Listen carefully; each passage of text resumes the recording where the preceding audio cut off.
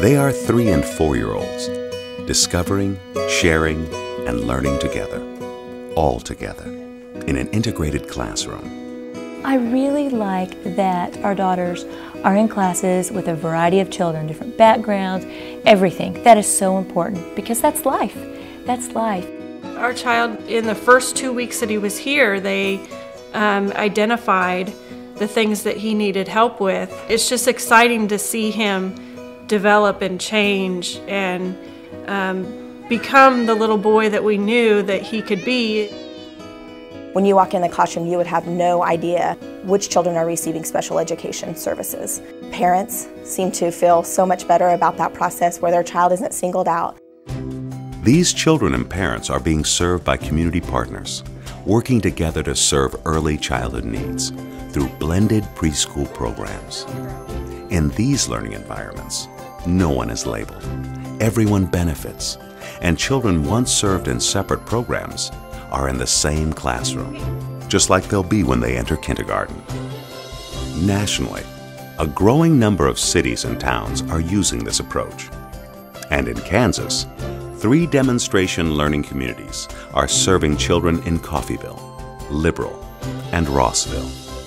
The goal is to learn from these programs and to provide support for other communities as the state develops models for the Kansas preschool program.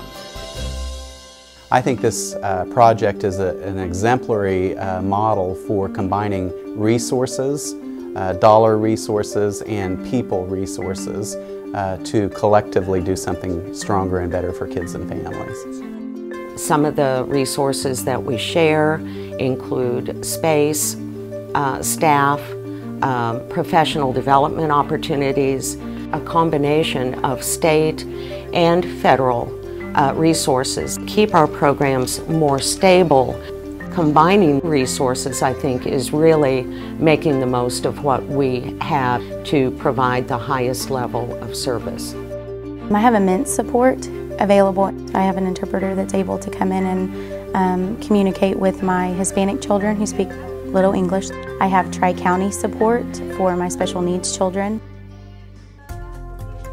Not only will children with special needs receive help at an earlier age, students will have the opportunity to receive other services that support their learning, like dental and health screenings. This whole child approach prepares children for more than the classroom.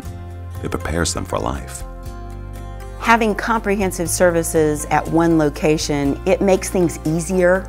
To serve a child, you have to serve a lot of different areas and not just the educational needs. I was in our early childhood center around 11 o'clock, and I heard about this thing where we're serving family-style food. It was just amazing to see the adults in the room and the students in the room sitting around a table, just like you would think a family should be sitting around a table to eat dinner. That's good, because that's relationship building. That's a foundation for communication. I think our kindergarten teachers will feel that they don't have to spend the first 9 weeks or first semester working on building those social emotional skills to the extent that they have in the past, that children will come ready to learn.